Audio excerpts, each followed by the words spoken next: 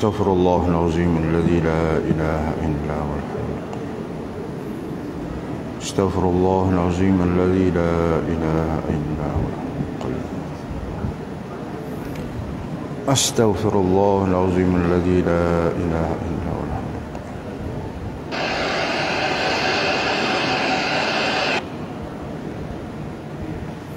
إلى حضرة النبي مصطفى رسول الله صلى الله عليه وسلم وعلى كل أرواح المسلمين والمسلمات والمؤمنين والمؤمنات لشيء لهم الفاتحة. أعوذ بالله من الشيطان الرجيم. بسم الله الرحمن الرحيم. الحمد لله رب العالمين الرحمن الرحيم مالك يوم الدين إياك نعبد وإياك نستعين اهدنا الصراط المستقيم صراط الذين أنعمت عليهم غير المغضوب عليهم ولا الضالين آمين. أعوذ بالله من الشيطان الرجيم. بسم الله الرحمن الرحيم. الحمد لله رب العالمين والصلاة والسلام على أشرف الأنبياء والمرسلين وعلى آله وصحبه أجمعين. اللهم فقهنا في الدين وعلمنا التأويل واهدنا الصراط المستقيم. اللهم زدنا علما وارزقنا فهما. وصلى الله على سيدنا محمد وعلى آله وصحبه أجمعين والحمد لله رب العالمين. Bismillahirrahmanirrahim. Assalamualaikum warahmatullahi wabarakatuh. Alhamdulillahi rabbil alamin wa bihi nasta'in wa la udwana illa 'alal zalimin. Rabbi shrah li sadri wa yassir li amri wahlul 'uqdatam min lisani yafqahu qawli. Subhanaka la ilma lana illa ma 'allamtana innaka antal alimul hakim. ولا حول ولا قوة إلا بالله العلي العظيم أما بعد. Yang dihormati pengurusi dan seluruh ahli jawatan kuasa Masjid Puncak Taqwa, para imam, para bilal, para asatizah, seterusnya para jemaah muslimin dan muslimat yang dirahmati Allah Subhanahu wa taala sekalian. Kita panjatkan syukur kehadirat Allah Subhanahu wa taala.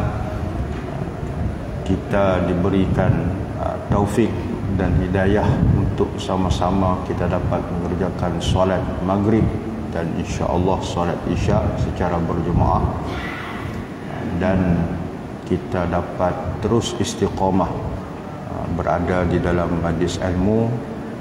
Mudah-mudahan kefahaman agama terus bertambah di dalam diri kita, dan seterusnya kita dapat mempertingkatkan amal ibadah hari ke hari, masa ke masa, dan seterusnya.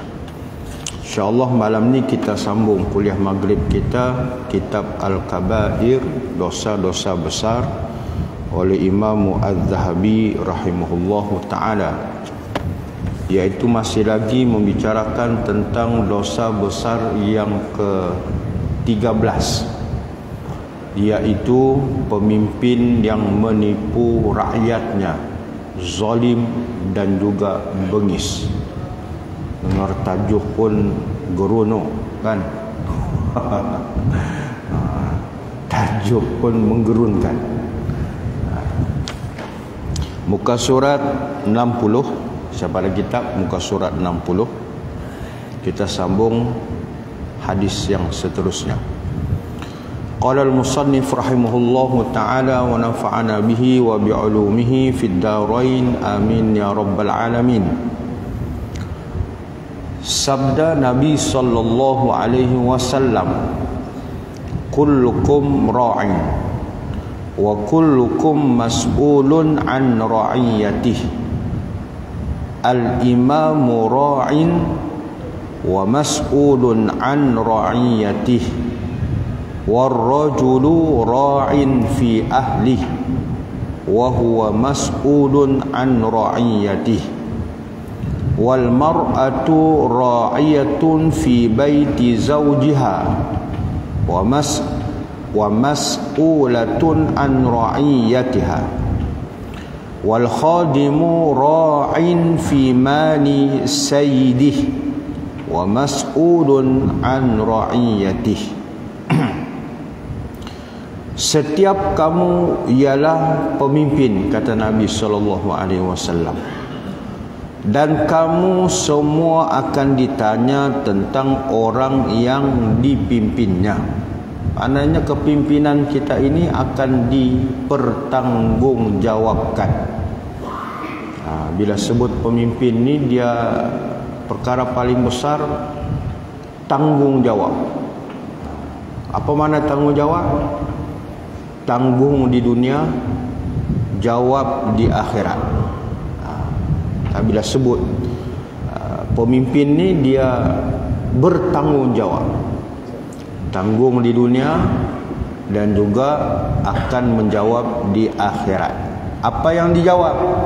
Iaitu dia akan menjawab segala apa yang dipimpinnya semasa dia hidup. Itulah tuan-tuan, kalau sebut pemimpin ni, Sayyidina Umar radhiyallahu anhu menyebut, kepimpinan ini bukan suatu tasyrif, bukan suatu kemuliaan.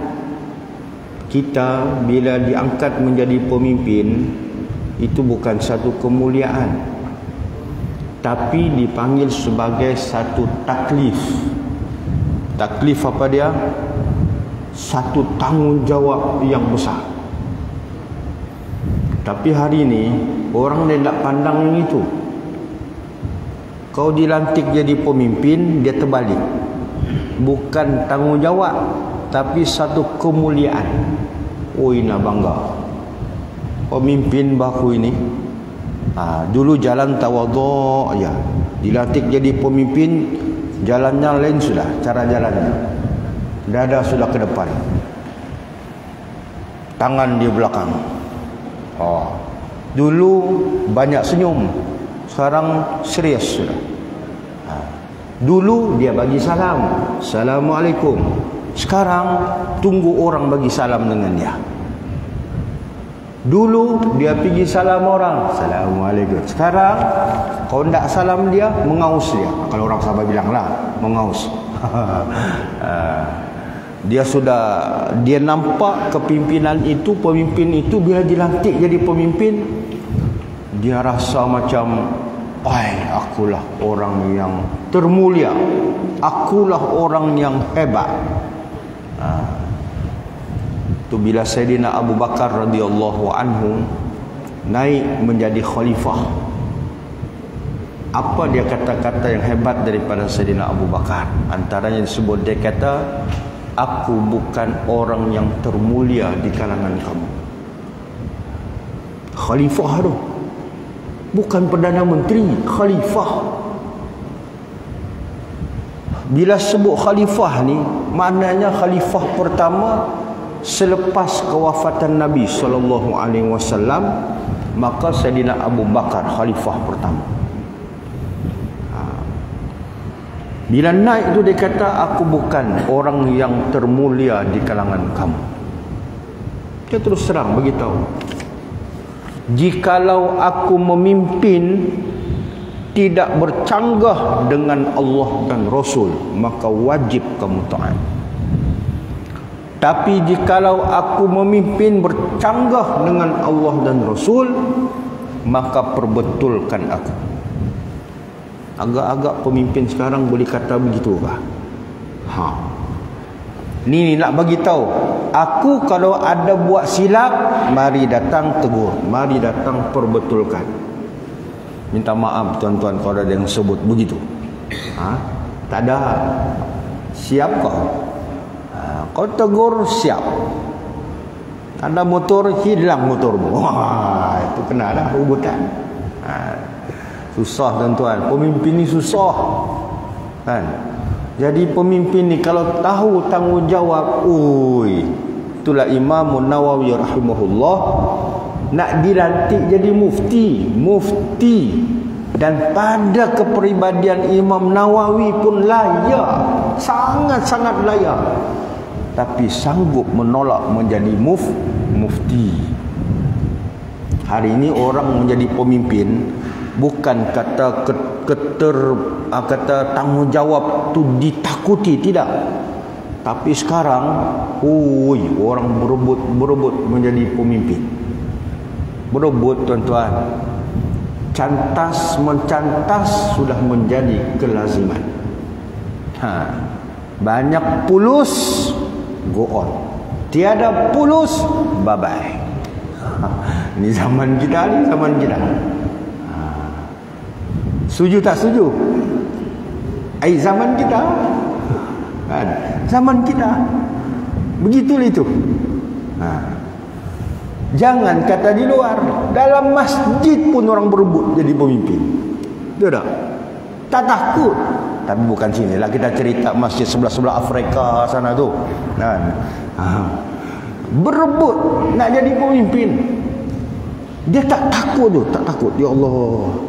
Syukur-syukurlah kalau tak dipilih. Tuan-tuan kena sujud syukur. Tak dipilih tu, Allah, tak beban dah. Datang masjid fokus ibadah. Tapi kalau dipilih dengan takdir Allah, jadikan ia lubuk ibadah, lubuk pahala. Bukan senang jadi pemimpin ni. Jadi hadis ini seterusnya, al-imamu ra'in wa mas'ulun an ra'iyatih. Pemimpin itu al-imam. Pemimpin itu sebagai pentadbir, dan dia akan ditanya terhadap kepimpinannya. Imam, bukan imam solat. Mana di sini pemimpin. Pemimpin akan ditanya. Akan ditanya ni. Bukan senang, tuan-tuan. Gaya nak masuk syurga, rakyat mari tahan kaki. Nak pergi mana? Ayo masuk syurga lah. Tunggu kejap. Ada benda tak selesai lagi. Masa kau hidup dulu, kau buat sekian-sekian. Jenuh kita. Jenuh. Itulah bila mana-mana buka Quran, buka hadis, buka sirah, fiqh sirah, buka, tuan-tuan. Bila sebut saja berbicara tentang kepimpinan, pemimpin ni, dia akan dikaitkan cerita dengan zalim. Kenapa? Tak adil memimpin, kau zalim. Kau tak zalim, kau adil. Dua ni je. Bila bicara buat pemimpin ni, dia dua je. Adil ataupun zalim. Buka lah mana-mana. Ini kita akan sentuh berkaitan dengan beberapa hadis yang menceritakan tentang hal kepimpinan. Warrajulu ra'in fi ahlihi, dan seorang lelaki ialah pentadbir atau pemimpin dalam keluarganya, dan akan ditanya tentang kepimpinannya. Orang lelaki yang sudah bergelar suami. Disebut tadi, bila lelaki memang dia pemimpin kepada keluarganya, maknanya yang bergelar suami. Tiada orang lelaki yang menjadi, kata tidak menjadi ketua ahli keluarga kalau sudah berkahwin. Tak. Kecuali lelaki pondan. Kan? Sekarang ada juga lelaki ni macam-macam. Lelaki nak jadi perempuan, perempuan nak jadi lelaki. Apa dia? LGBT. L tu lesbian, yang perempuan jadi lelaki. Yang perempuan sama perempuan. Tak ada nafsu dengan lelaki. G tu apa dia? LG. G tu apa dia? Gender apa? Sudah. Gender kan? LGB. B itu apa dah? Gitu-gitulah adik-beradik belaka tu. LGBT. T tu apa? Transformer. Bukan, transgender. Transgender. Yang perempuan, yang lelaki pergi dia tukar alat kelaminnya, tukar pergi alat kelamin wanita, perempuan. Ada ni zaman kita ni. Lelaki pondan boleh dipanggil kan. Lepas tu lelaki pergi kepada perempuan transgender, tukar habis. Untuk viral sekarang ni. Dan banyak follower. Tuan-tuan kalau tengok puak-puak ni buat live, oi nah, tu banyak follower tu. Tengok tu ramai. Kita yang buat ceramah live ni 1 orang, 2 orang, nak mencecah belas tu pun syukurlah. Kan? Cuba tengok sekarang, itu baru berapa? 2 orang.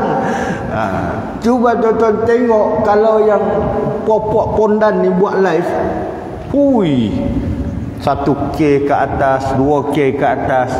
Itulah pelik. Itulah akhir zaman. Akhir zaman. Maknanya disebut lelaki, suami yang memimpin ahlinya. Kita ni tuan-tuan besar tanggungjawab kita. Orang lelaki ni besar tanggungjawab kita. Sebut memberikan nafkah. Nafkah ni ada 2. Nafkah zahir, nafkah batin kepada ahli keluarga kita. Isteri kita, anak-anak kita. Isteri kita nafkah zahirnya apa dia? Pakaiannya, makanannya, minumannya, tempat tinggalnya, ini nafkah zahir. Nafkah batin apa dia? Jangan duk terbayang malam Jumaat je. Nafkah batin, itu satu dah. Tapi disebut nafkah batin juga makanan rohaninya, pendidikannya, tarbiyahnya, itu nafkah batin. Kita nampak nafkah batin tu selesai tu lah malam Jumaat. Dia kata ustaz, malam Jumaat tu malam sunat, dia kata. Malam-malam lain tu malam wajib. Oh lagi dahsyat. Dia tu nampak tu je nafkah batin. Jangan.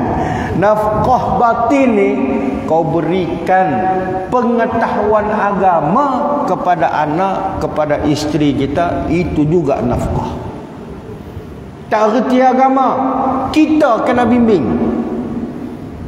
Itu kena ajak tuan-tuan. Isteri kita ni kena tahu juga agama. Kita yang duduk kuliah balik kanan ni kena sampaikan juga. Ataupun ialah kalau masjid kita ni ada program setiap Sabtu untuk orang perempuan saja. Tuan-tuan bisik ke isteri yang turuti, ikutlah, dorong. Ini kadang-kadang isteri baru mau pergi. Alah, dah payah lama pergi pasar bagi dah. Pergi pasar. Kita tak bagi mengaji isteri kita. Wajib ni, pendidikan ni wajib. Itu disebut nafkah. Jadi maknanya besarnya tanggungjawab sebagai seorang suami. Itulah tuan-tuan, bila kita akad nikah, bila dah kata walinya, aku nikahkan dikau dengan anak perempuanku, sebut nama apa semua tu, dengan mas kawinnya tunai. Kita jawab saja, aku terima nikahnya. Hakikatnya apa dia? Kerbab, tanggungjawab. Kalau orang betul-betul mengerti. Tapi kahwin ni siuk bukan? Anak dia tahu gitu tu. Dia tahu, aku terima nikahnya. Sekali lafaz siap lagi. Yes. Dia kata yes. Dia punya seronok kena dia akad nikah sekali lafaz kan. Tapi tak merasa, ya Allah, tanggungjawab. Itulah tuan-tuan, bila wali bila dia menikahkan anaknya, dia akan satu ada perasaan khususnya sama ada anak lelaki ataupun anak perempuan. Apatah lagi kalau anak perempuan. Oh, jadi sebab bila kau sebut aku nikahkan dikau dengan anakku sekian dengan mas kawin sekian, itulah. bakal menantu kita sebut, aku terima nikahnya. Pop, kita sebagai wali itu terasa, ya Allah, aku dah tarbiyah dah anak aku dah didik dah anak aku dah usah Tuhan. Aku telah lepaskan tanggungjawab aku kepada seorang lelaki yang bernama suaminya. Itu kadang-kadang kalau orang yang memahami, wali ni dia akan menitiskan air mata. Dia akan rasa sebab tu anak perempuan dia dah nak serahkan kepada seorang lelaki ni. Itulah tuan-tuan, wali ni besar tanggungjawab. Nak mencari menantu, kena cari menantu yang soleh. Sebab engkau nak lepaskan tanggungjawabmu ni kepada menantu ni, silap jumpa menantu bukan menantu soleh, tapi menantu hantu, habis. Tu. Satu lagi, kalau ada anak perempuan, tuan-tuan, jangan payah-payahkan anak nikah ni. Ni kadang-kadang tuan-tuan, kita sebelum nak serahkan anak kita kepada bakal menantu kita ni, kita pau sungguh. Kalau bahasa apa, kita pau sungguh-sungguh lah bakal menantu ni. Bubuh hantaran sampai 15,000, 20,000 syarat lagi. Jangan mau buat di dewan lah. Kita kalau boleh mau buat dewan sekurang-kurangnya hotel 5 bintang. Kalau kita, saya tak ada pengalaman lah seteruk itu, tapi keluarga kita ada. Bila adik lelaki kita ni diminta sebanyak sekian, sentap kita. Kalau berduit kenapa? Tapi kita boleh rasa, ya Allah, minta sekian, tuan-tuan mungkin ada pengalaman. Saya tidaklah jumpa begitu. Jumpa bakal mertua pun simple je. Bincang berapa hantaran, tak payah kamu bincanglah kamu berdua lah. Itu orang bilang rezeki lah jumpa begitu kan. Tak nak, suruh bincang, ikutlah nak hantar berapa, ikut dia kata. Kalau orang Kelantan ni tuan-tuan, kalau nikah senang. Kalau yang senang-senang juga, ada susah-susah juga. Begitu kata, ikutlah. Sebab kalau di Kelantan ni dia punya budaya dia, berapa yang kau bawa, itulah mas kahwin. Itulah mas kahwin. Kita di sini mas kahwin 100, hantarannya 20,000, hangus 20,000 tu, 100 untuk binimu. Kalau di Kelantan kau bawa banyak mana? Contoh kau bawa 5,000 ke 10,000, itu mas kahwin, keluarga tak usik, itu untuk isterimu. Lain kan? Kalau mau rasa kahwin sekali lagi, pergi Kelantan. Nak cerita apa tuan-tuan? Orang lelaki kita sebagai suami, tanggungjawab kita besar kepada ahli keluarga kita. Ahli keluarga kita buta agama, siapa ketua? Suami ketua.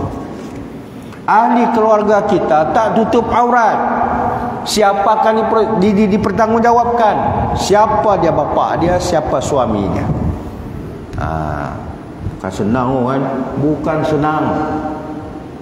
Itulah tuan-tuan, dalam mentarbiyah anak ni, Nabi dah ajar sedari kecil ni.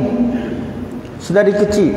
Bahkan bukan sedari kecil, soal cari jodoh pun Nabi ajar awal-awal. Kan Nabi ajar, nak cari jodoh ni, nak cari macam mana, perempuan macam mana, lelaki macam mana. Tentu sekali lelaki soleh ataupun perempuan yang solehah. Tuh. Lepas tu pula dah kahwin, dapat anak, nak tarbiyah anak ni, Nabi dah ajar dah.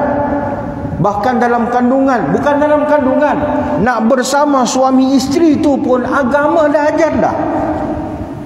Ada adab-adab yang kita kena jaga. Waktu sampai tahap begitu, sehingga lahirlah anak, maka diajar. Seawalnya apa dia? Kenalkan dengan kalimah tauhid, azankan dia. Cantik agama kita ni kan, azankan. Masuk hari ke-7, apa dia? Tahnikkan dia, isytiharkan namanya.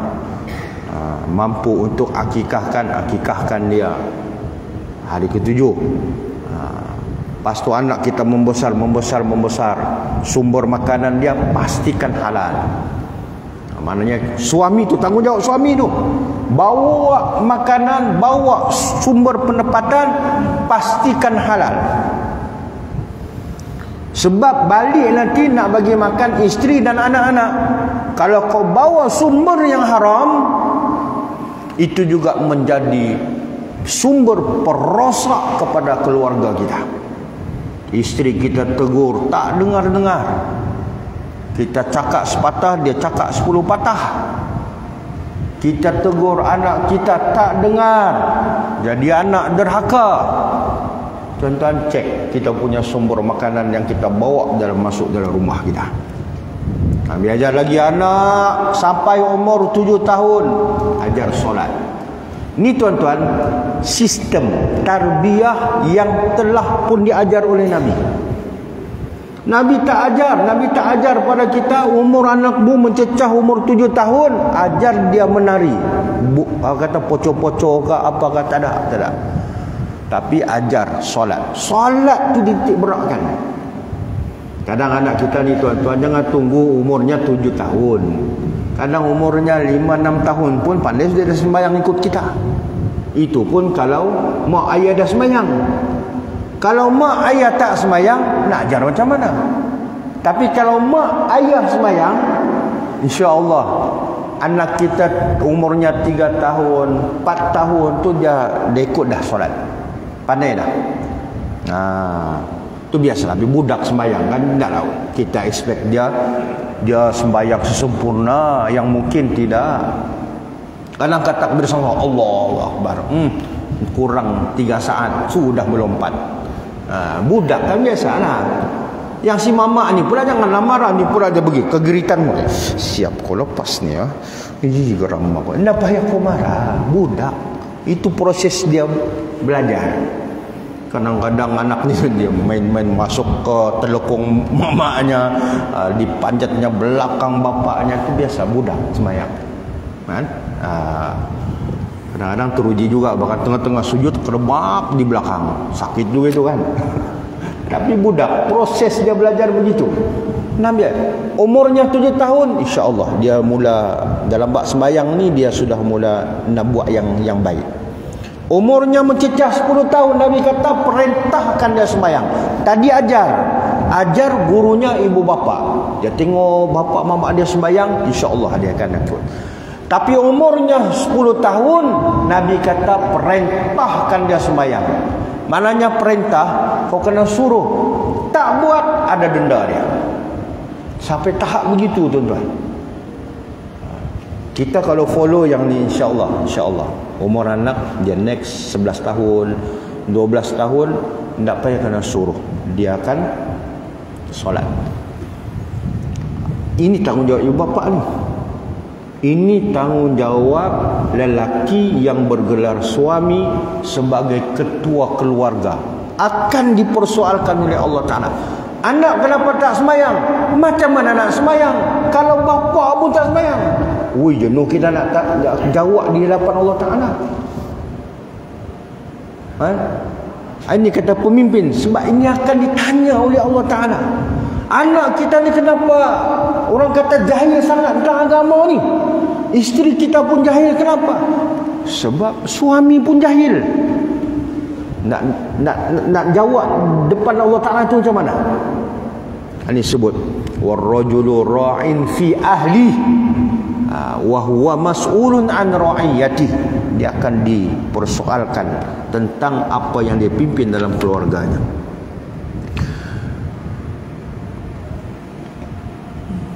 Perempuan ialah pemimpin di rumah suaminya dan akan ditanya tentang jagaannya. Bila ketiadaan suami, perempuan ni ambil peranan sebagai pemimpin. Tu tuan-tuan, perempuan ni kena tahu dia punya adab. Suami tiada di rumah, satu, jangan sama sekali orang yang bukan mahram masuk ke dalam rumah. Ada keluarga nak datang, wajib si isteri minta izin dengan suami. Keluarga datang, bang, ni mau datang ni. Adik-beradik, dia kena minta izin dengan suami. Ini kena faham. Harta suami dia kena jaga. Dia kena jaga. Keritanya, apa-apa harta suami ni kena jaga. Jangan main sembrono. Contohnya, dia ada kereta, suami pergi outstation, ada adik-beradik isteri nak pinjam, dia kata ambil ya.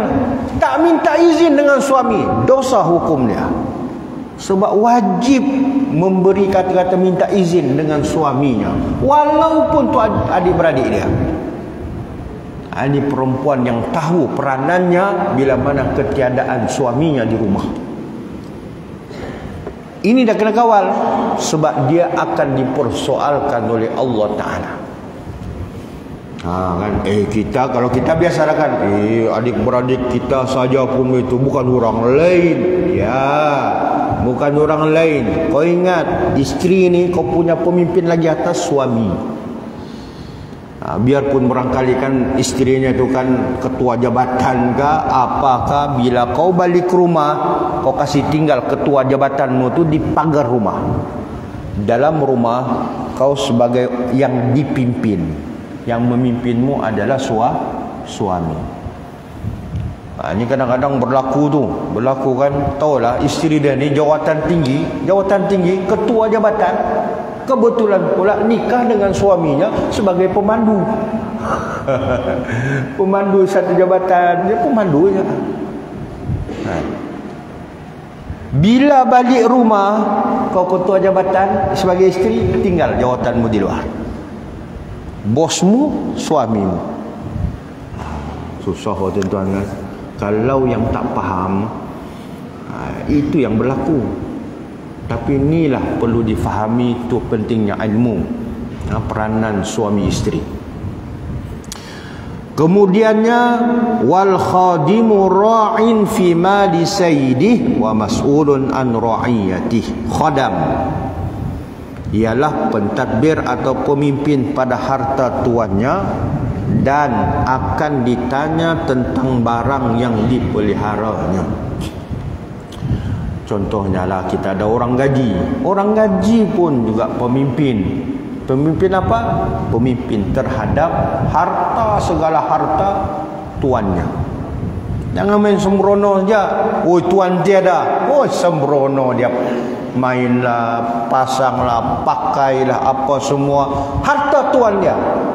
Maknanya kalau kau buat sedemikian, satu, tidak amanah. Yang kedua, engkau akan ditanya tentang apa perananmu sebagai seorang khadam yang menjaga harta tuannya, kau buat ke tidak? Berat tuan-tuan. Jadi agak-agak kita ni boleh mengelak dah. Tak boleh mengelak. Kita ni semua pemimpin. Balik rumah sekarang, kita pemimpin. Ni tambah pula kalau kita di luar kan, sebagai ketua unit, ketua bahagian, ketua apa lagi, ketua jabatan, lagilah banyak peranan kita. Dan semuanya ini akan dipersoalkan oleh Allah Subhanahu wa taala. Itulah kata tadi, bukan senang nak jadi pemimpin ni. Kalau tuan-tuan tak dilantik di suatu organisasi atau satu pertubuhan ke, satu jawatan kuasa ke, tak dilantik ataupun tak terlantik, kena sujud syukur. Alhamdulillah, aku sudah kurang tanggungjawab. Jadi kalau dia berasa bahawa kepimpinan itu adalah satu tanggungjawab.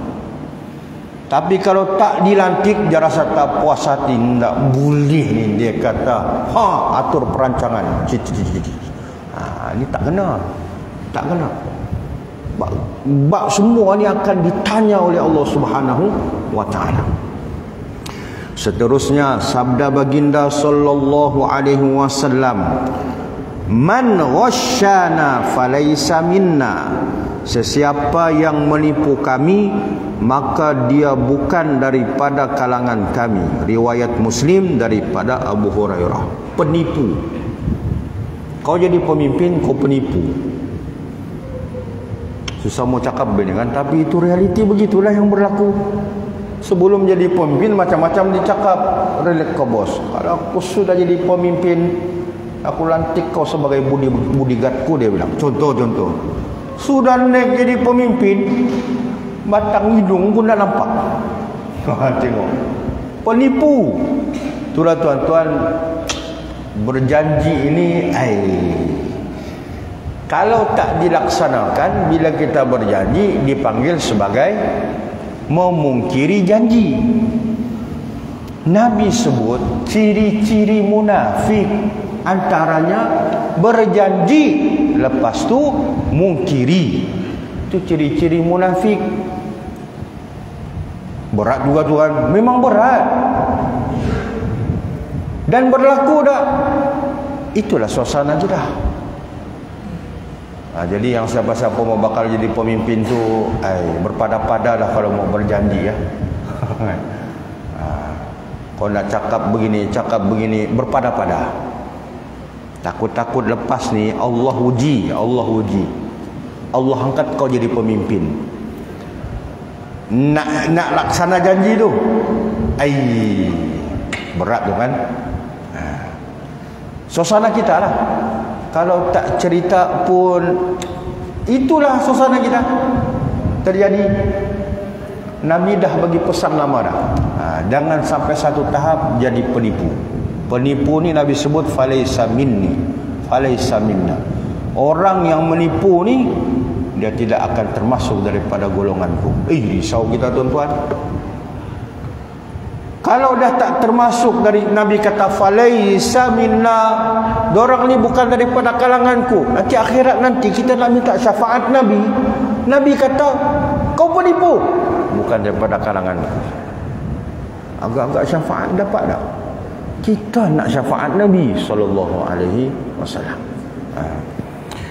Baginda sallallahu alaihi wasallam bersabda lagi, az-zulmu zulumatun yaumal qiyamah.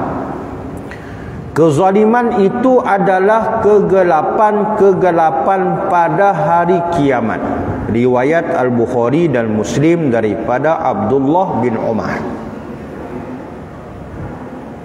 Mana zalim ni, dia di antara kegelapan-kegelapan pada hari kiamat. Kita pada hari kiamat ni tuan-tuan, hari akhirat ni, kita mengharapkan apa dia? Mengharapkan syafaat daripada Nabi sallallahu alaihi wasallam.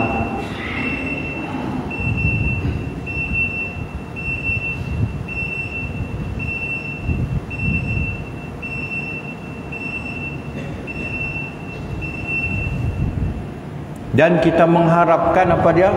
Segala amal masa kita hidup ni, dia akan menjadi hujah kepada kita, yang kita nak bawa ni. Tapi bila hidup penuh dengan buat zalim dengan orang, inilah yang akan menggelapkan harapan kita bila mana kita di hari akhir. Zalim ini di antara kegelapan-kegelapan di hari kiamat. Sedangkan kita mengharapkan apa dia? Cahaya tu, cahaya apa dia? Amalan kita, segala amal masa hidup ni, nak cahaya tu supaya kita masuk dalam syurga Allah Ta'ala. Tapi kezaliman ni dia mencegah cahaya itu sehingga dia jadi gelap bila kita berada di yaumul qiyamah. Hadis yang terakhir, bukan terakhir lah, terakhir malam ni, tak habis lagi ni. Bab ni panjang. Zaman kita ni tuan-tuan, tajuk ni sensitif sebenarnya, tapi nak buat macam mana kan? Itulah Nabi sebut. Baginda sallallahu alaihi wasallam bersabda, ayyuma ra'in ghasya ra'iyatah fahuwa finnar.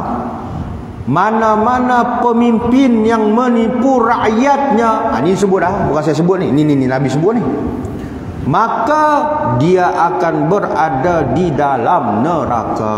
Riwayat Ibnu Mandah dalam kitab Al-Iman daripada Ma'qil bin Yasar. Siapa pemimpin yang menipu rakyatnya, maka dia akan berada di dalam neraka. Oi, gerun kita kalau dengar.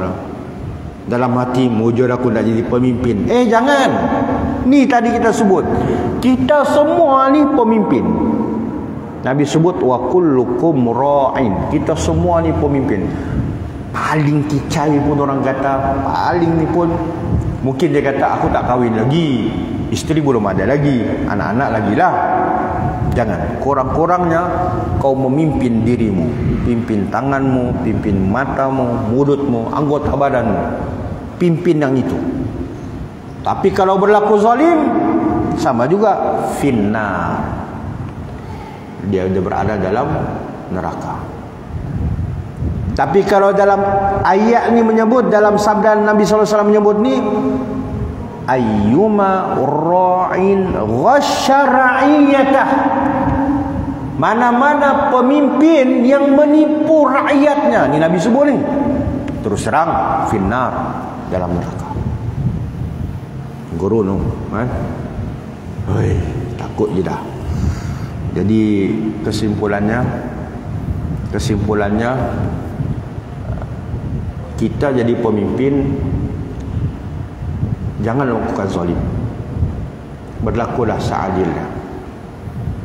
Kurang-kurangnya kita jadi ketua keluarga, berlaku adillah. Dan jangan menzalimi ahli-ahli kita sebaiknya. Dan nak berlaku adil itu bagaimana? Kita kena belajar. Nak jadi sebagai suami yang baik, kena belajar. Nak jadi pemimpin yang baik pun juga kena belajar. Manalah tahu esok hari ahli-ahli masjid kita ni kan, ni PRW 15 dah lama sudah ni. Manalah tahu kan, yang depan-depan ni Bayan ke jadi YB mana-mana, manalah tahu kan. Kurang-kurangnya hari ni dia dengar dah hadis ni. Contohlah kan. Kurang-kurangnya dia dengar dah hadis ni. Dah jadi satu peringatan dah untuk dia. Ilmu. Masa tu dia kena beramal. Kan? Manalah tahu tuan-tuan, haji manalah tahu kan jadi mana-mana ataupun kurang-kurangnya jadi pengurus JLC mana kan. Contoh kurang-kurangnya dengar hadis ni, jadi peringatan kepada kita dan beramal ketika itu. Jangan menipu, buat jujurlah dalam kepimpinan. Wallahu subhanahu wa ta'ala a'lam. Ada soalan?